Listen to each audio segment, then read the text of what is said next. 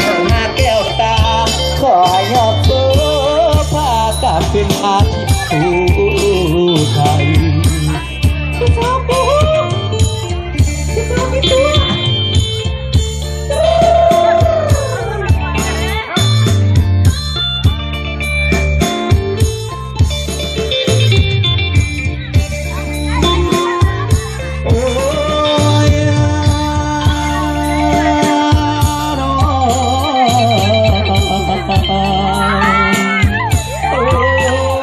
พี่น้องบ้านห้วยบางเลี้ยงโอ้ยพี่ทอดดิเขาบ่อยากเมื่อดิเมื่อดิอายุบ่สิมาส่งบ่ล่ะขมวดผู้ใด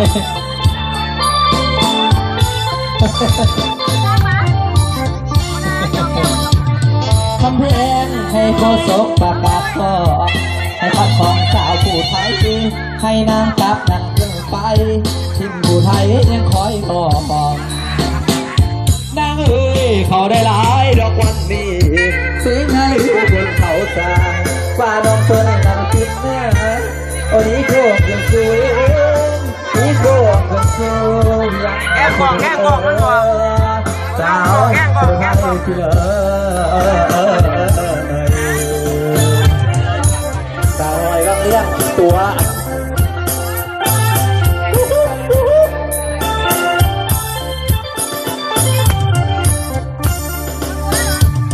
ทำเอ้ยให้โคศกประกาศก่อนให้คำของชาวผู้ไทยให้น้องกลับนั่งเครื่องไปทิ้งผู้ไทยยังคอยดองนางเอ้ยล้มพัดต้องดอกหมากหวาอยู่หายผู้ดอกที่มา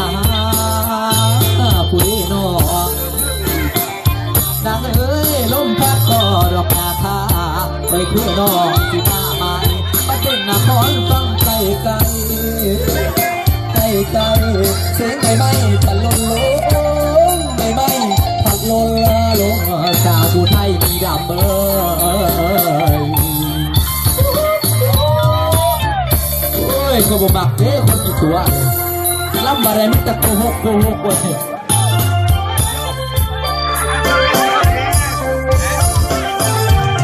นางเอ้ยก็อยากไปเราไปแล้วใจเฮ้ปัดมาหอดปัดมาปืนนอนจังหวะบ่อยากไปดอกสายคออีแนวเวียนพัดมาเวลมันมอบจำกันเป็นแล้วลำพูดไทยสิได้รวยมอบความรวยให้พี่น้องอีนาง